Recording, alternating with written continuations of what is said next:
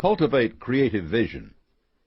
Creative vision requires you to stimulate your imagination to work toward your definite major purpose and to put the results of that imagination to work. Expressed by people unafraid of criticism, creative vision is responsible for the shape of civilization today. It has brought every advancement in thought, science, and mechanics that allows our current standard of living. It inspires you to pioneer and experiment with new ideas in every field. It is always on the lookout for better ways of doing things.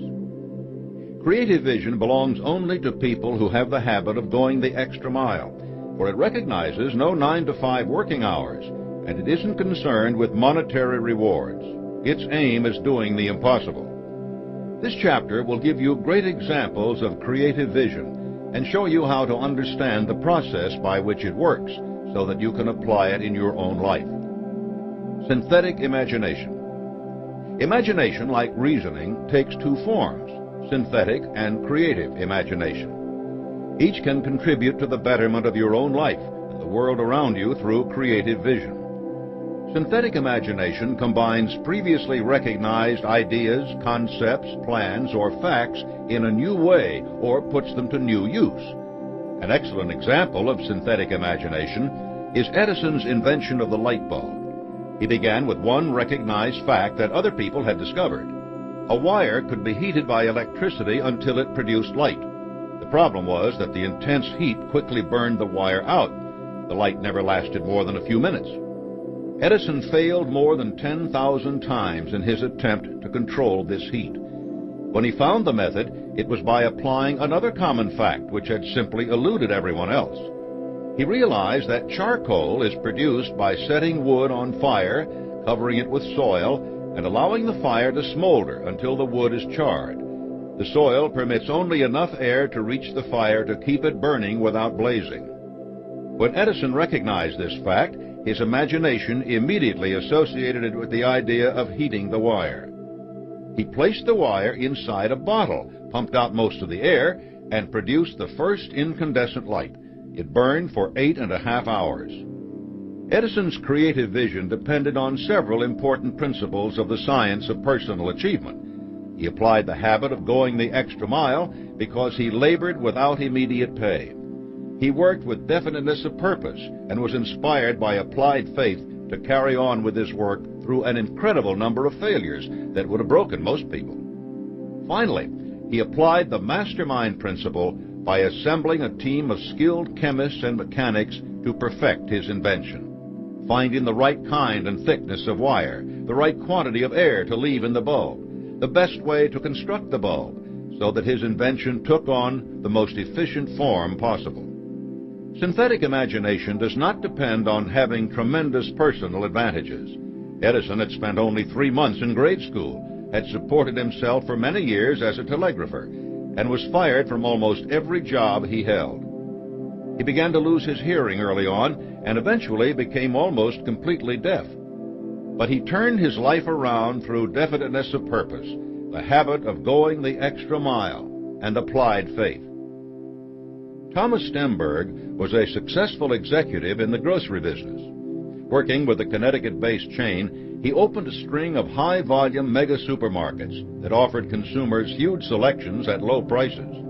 The stores were very successful, and Stemberg was building a sterling reputation in his business. But he wasn't satisfied.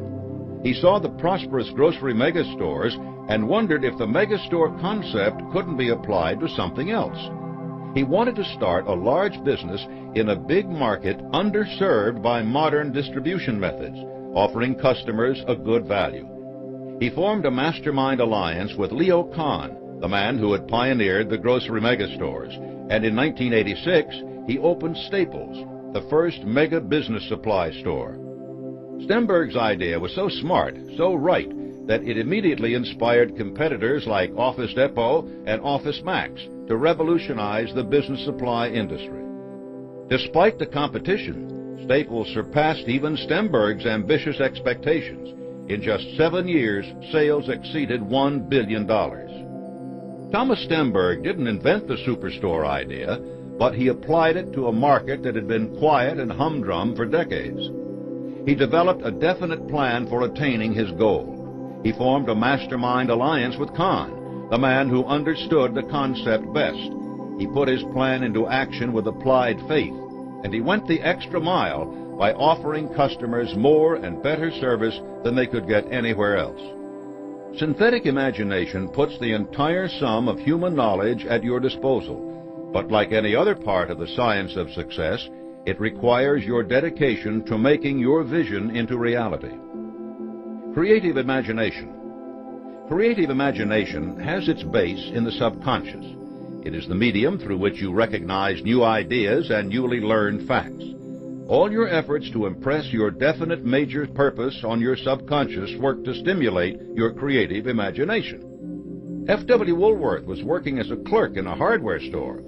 He was at that point simply determined to be a good and valuable employee. When his boss complained about piles of out-of-date goods that weren't selling, Woolworth's imagination went to work. "I can sell those items," he told his boss, and with his employer's permission, he set up a table in the store, laid out all of the dud merchandise, and priced everything at 10 cents.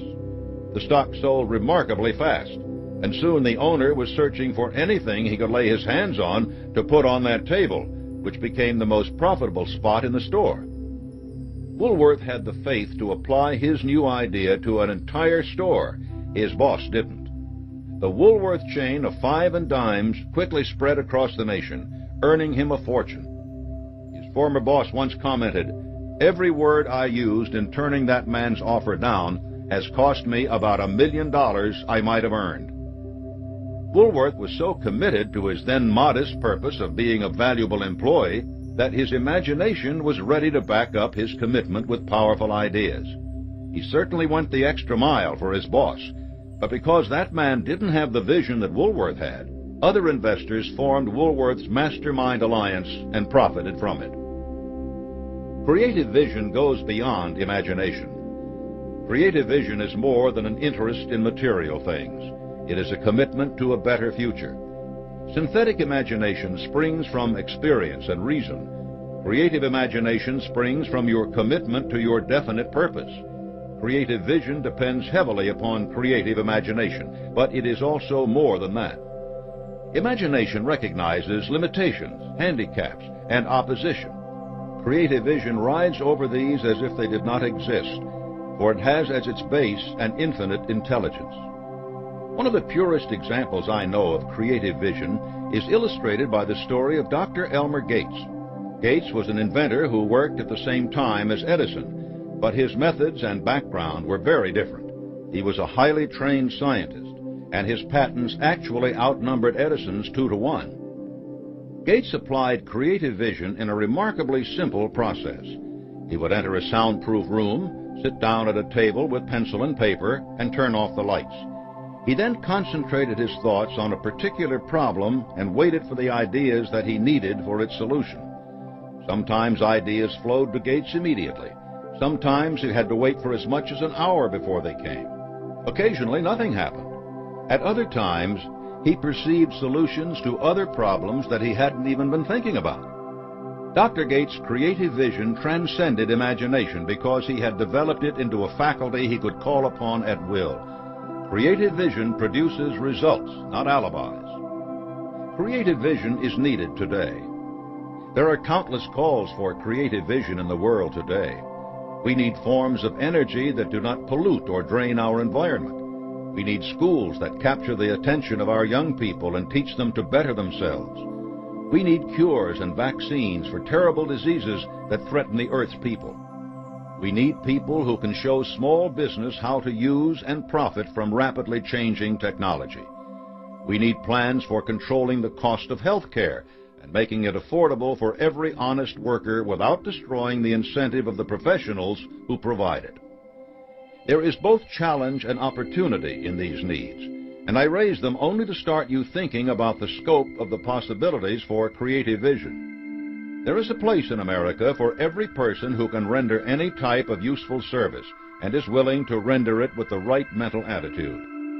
If you have creative vision, you will recognize this and profit from it. you will never complain of a lack of opportunity. Great leaders of every generation in this country began their careers in humble occupations. Andrew Carnegie was a bobbin boy in a textile mill. W. Clement Stone was a newsboy. Harry Truman was a haberdasher. Ruth Bader Ginsburg had to become a law secretary when she graduated from law school because judges couldn't imagine hiring a woman clerk. Yet now she sits on the Supreme Court. It makes little difference where you begin.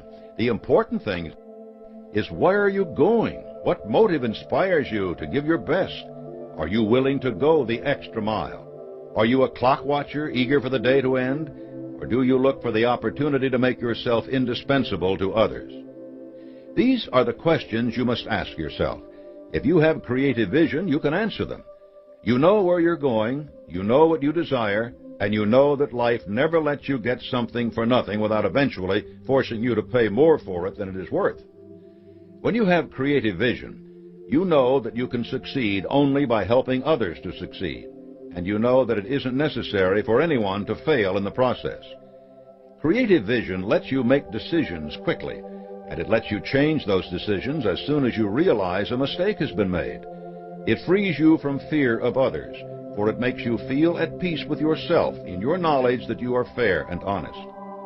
It's a common human trait to envy people who have attained success, looking at them only in the moments of their triumph and forgetting the prices they had to pay. Often we suspect that they owe their success to some sort of pull, luck, or dishonesty. But creative vision makes you keenly aware of the price of personal achievement because you yourself know its labors. You understand the benefits of sharing your blessings, experiences, and opportunities with others. You know that your success actually depends on it. If you feel the need for a creative vision in your life, you can begin to develop it by getting on better terms with your own conscience, inspiring yourself with greater self-reliance, providing yourself with a definite major purpose, and keeping your mind so busy with that purpose that you have no time left for fear and doubt. Nothing will happen in your life that you do not inspire by your own initiative. Creative vision is the power which inspires the development of that personal initiative.